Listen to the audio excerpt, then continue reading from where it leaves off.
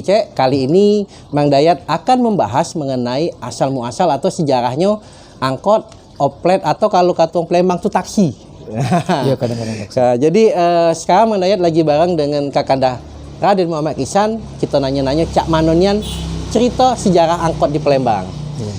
Assalamualaikum Kando. Waalaikumsalam warahmatullahi wabarakatuh. Jadi kali ini Kando, Mang Dayat pengen minta petunjuk mengenai sejarah angkot atau oplet atau taksi lah di Palembang tuh. Iya. Nah sebenarnya di Palembang ini apa mana perkembangannya? Ya jadi inilah sebenarnya kita zaman dulu itu segalanya berjalan itu tidak pernah dicatat kan. Jadi kita kemudian yang punya rasa ingin tahu tuh jadi cari-cari tahu dengan nyingok putu, nyingok film kan, dengar cerita orang tua-tua, ada guntingan koran, kita kemudian rangkum-rangkum sampailah kepada satu kesimpulan bahwa era oplet, awalnya disebutnya oplet sampai oplet. Di Palembang pun oplet ya? Oplet ya, oplet itu kan balik namun tadi oplet sebenarnya ada dua versi. Satu versi mengatakan bahwa itu singkatan dari jenis mobil, merek mobil Eropa Opel dan Chevrolet. Tapi ada juga yang mengatakan bahwa oplet itu memang satu jenis jenis kendaraan, kan kalau varian mobil ya, memang namanya oplet. Tapi apapun namanya tetap baik kita nyebutnya oplet pada Mas. Nah, istilah angkot itu seingat kulo itu baru sebenarnya. Baru mungkin di sekitar tahun 90-an awal. Kalau tidak 91, 92. Karena kulo dulu termasuk yang tidak mudah nak maki istilah angkot. Karena kita masih nyebutnya oplet, tapi di mobil sudah tertulis angkutan kota. Sudah mobil kan. Nah, jadi kalau zaman dulu mobil ini juga cerita, zaman bingin itu angkot atau oplet itu sebagian itu punya nama beda-beda, tergantung siapa tokenya. Itu ya. Nah, di era 90 ditulis angkutan kota dengan nomor. Makanya yang dia ingat nomor di pintunya tuh. Jadi itu prosesnya. Jadi kembali ke soal tadi, mulai kapan nian itu memang agak susah kita cuman menurut cerita Om Bingen itu sudah ada oplet rute dari katakanlah belum ada Ampera pada waktu itu, dari katakanlah dari 16 ke Bukit itu sebelum kita tahu kan Unsri didirikan tahun 60 kampus yang di Bukit, sementara Ampera baru tahun 62 dibuat, selesai 65. Sementara kampus itu sudah pada masa itu cukup jauh karena ini kan menurut cerita Wong Bingen ada oplet sampai simpang PHB atau perhubungan Kodam sekarang. Nah dari situ Wong jalan kaki, makanya bicycle tadi sebutnya ada kata-kata bicycle, jalan kaki situ. Nah kalau kita menyingok macam itu artinya sebelum ada Ampera.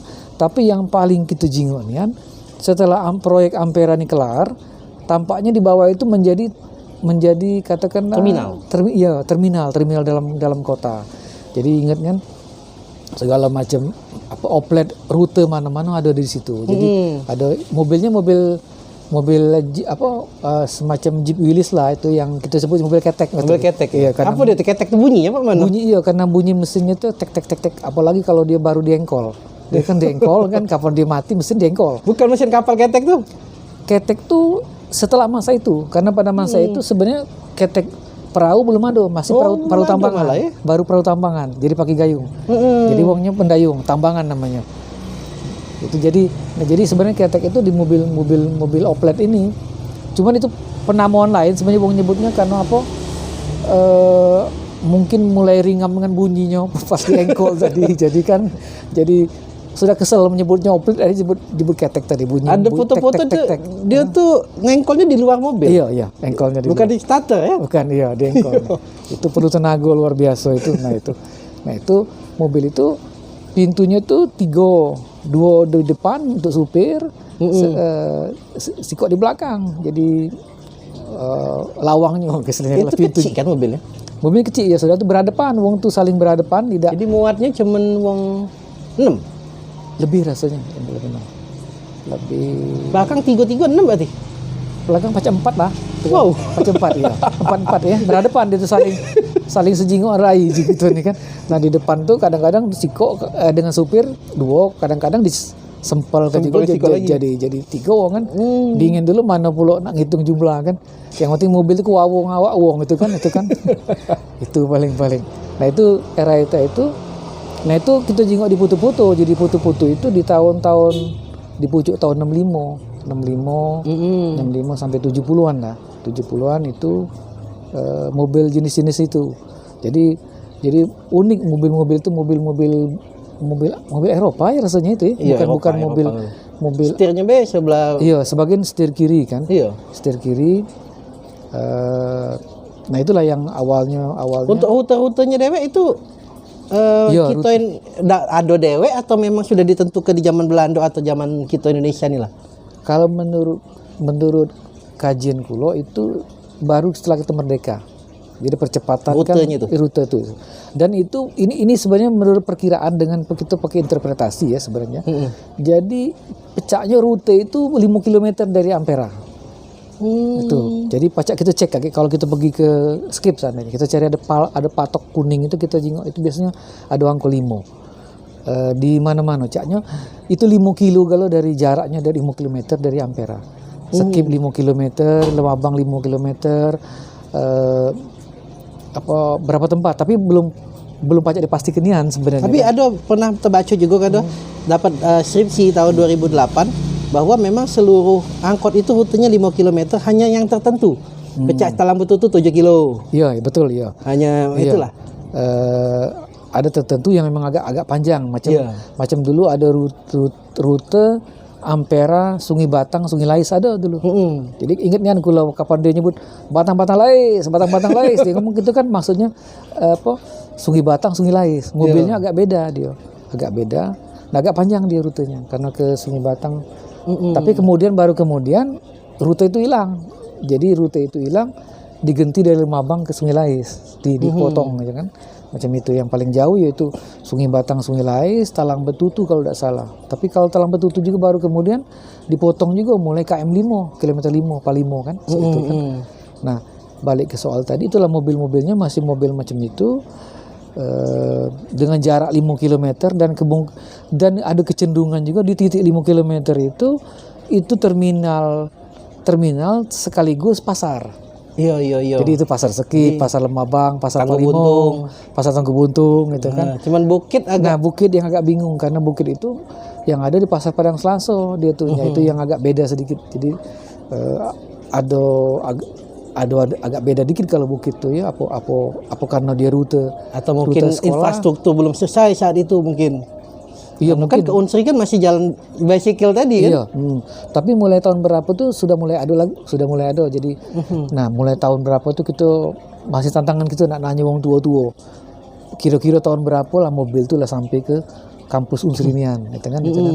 Berarti sampai tahun-tahun segitu mobil ketek tuh lah masih masih ketek yang berketek. Jadi yang mobil-mobil generasi Toyota baru ini kalau Toyota ini mungkin hubungan dengan masa masuknya mobil-mobil Jepang. Jadi kalau kita tahun 80-an itu loh berarti. 80-an ya, 80-an. Kalau di Jakarta kan kita jingok ada beberapa kejadian Malari itu kan penolakan itu awal-awalnya tapi mungkin kalau nyingok film-film itu sekitar itulah 7980. Mobil baru masuk tapi mobil lama ini masih dipakai. Masih dipakai ya. Iya.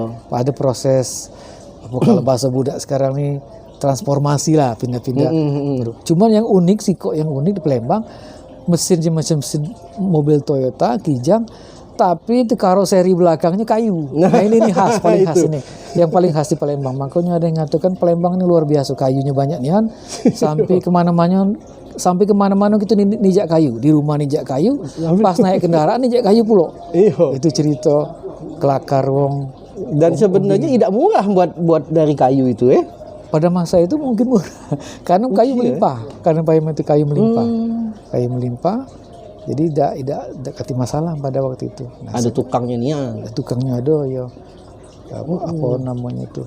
Di mana-mana tempat sering kita nyingok tempat karoseri itu. Di Kertopati itu banyak itu di pinggir-pinggir yang sekarang jadi ruko itu tempat dulu jadi ada tempat workshopnya ya.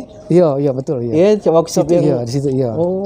Itu. Sekarang lah ada ganti lagi di toko kalau itu di ruko kalau. Ya memang cuman kabarnya itu cuman di Palembang cak itu. Allah alam cuman kalau menyingok produksi kayu Iya, kalau Jakarta emang tidak. Kalau Jakarta dia bentuk-bentuknya model-model bahkan ya agak beda kalau Jakarta. Dia itu ada Kita paling agak beda tuh yang jadi cak angkot nian itu tuh cak sayangan paling ya. Sayangan awalnya sama mobil-mobil itu juga awalnya. juga ya. Kemudian dia transformasi mobil agak kecil yang apa Carry, semacam hijet, carry, iya hijet itu. Kemudian baru sekarang dia memang agak kecil, ukuran mobilnya memang dari dulu macam itulah. Tidak pernah dia model-model sekarang apa namanya jenis mobil Toyota yang itu tidak, dia memang simpel-simpel macam itu. Kalau yang untuk sayangan ya. Jadi umumnya memang artinya perkembangan angkot di Palembang ini awalnya semua bertitik itu setelah Ampera dibangun itu bertitik nol di Ampera, diprediksi seperti itu kan. Ya jadi di bawah Ampera itu ada macam kawat seling-seling itu. Nah masing-masing itu tergantung rute. Nah, seandainya rutenya KM5, skip. Oh, dibuat Iya, jalur. ada jalurnya. Pasti luas dulu ya. Iya, seluas-luas itulah. Jadi sebelum ada plaza, Ada taman. sebelum taman itu belum ada. Nah, jadi di tengah-tengahnya tuh ada rumah makan juga, ada 2 rumah makan rasanya, ada deretan rumah makan. Jadi 4 rumah makan situ kan. Nah, situlah mobil tuh titik pertemuannya di situ. 24 jam berkata karena bertemu dengan pasar pagi. Pasar pagi ini baru kemudian dipindahkan kan pada waktu dipindah ke Jakabaring menjelang PON kan. Nah, dulu di situlah. Makanya 24 jam 16 kali tidak pernah berhenti angkot tuh. Habis malam nyambung ke pasar pagi terus macam itu. Oh, Itu berarti hidup dulu ya. hidup luar angkot biasa. dulu ya. Hidup luar biasa itu. Gue ngerasakan masih merasakan itu tahun sebelum reformasi lah. Sebelum masuk itu pemindahan ke Jakabaring. Jadi masih pasar pagi. Pernah keluar naik angkot jam 2 malam. Aduh. Jam 2 malam. Ingat dan masih itu. Isinya wong nak ke pasar. Wong nak ke pasar pagi kan itu kan. Itu. Jadi memang angkot memang dulu jadi transportasi utama mungkin ya. Utama yang massal ya. Iya.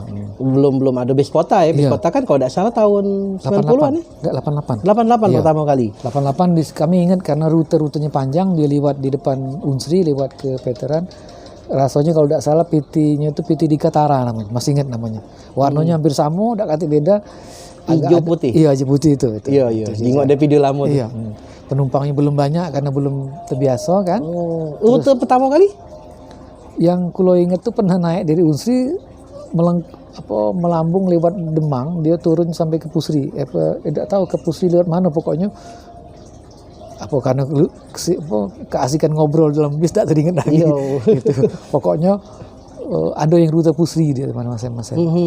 Tapi bukan lewat jalan Patal, dia lewat jalan Demabang. Mungkin dia tadi ke Sudirman dulu. Iya, masuk Sudirman dia belok situ. Itu. Oke, jadi itulah ya perkembangan angkot kita tuh ya. Apalagi kira-kira ya. Iya. Betulan kami ini peralihan zaman, jadi dan biasa di jalan. Jadi mana yang teringat kan itu. Itu. Cuma memang perlu ditopang gitu, kalau perlu pihak pemerintah terbuka dinas arsip supaya ini bisa buat pengkajian ya untuk penelitian baik yang sifatnya simpel praktis atau untuk perencanaan ke depan. Ya, memang gitu segala hal tentang sejarah Palembang, cerita Bingen ini agak sulit untuk dapat sumber. Iya, memang wong Bingen itu tidak terpikir nak nyatet. Oke, mungkin itulah dulu kali ya. Iya. Oke, Mang Cebice, jadi itulah cerita tentang perkembangan angkot dari masa ke masa, dari zaman-zaman dulu ternyata sudah ada angkot dari sebelum Ampera dibangun, itu angkot tuh sudah ada yang namanya oplet. Nah, demikianlah video Mang Dayat. Mudah-mudahan bisa menjadi manfaat. Kalau ada salah-salah kata baik dari narasi ataupun video, kami mohon maaf. Kepada Allah kami mohon ampun. Wassalamualaikum warahmatullahi wabarakatuh. Waalaikumsalam warahmatullahi wabarakatuh. Jadi kalau ada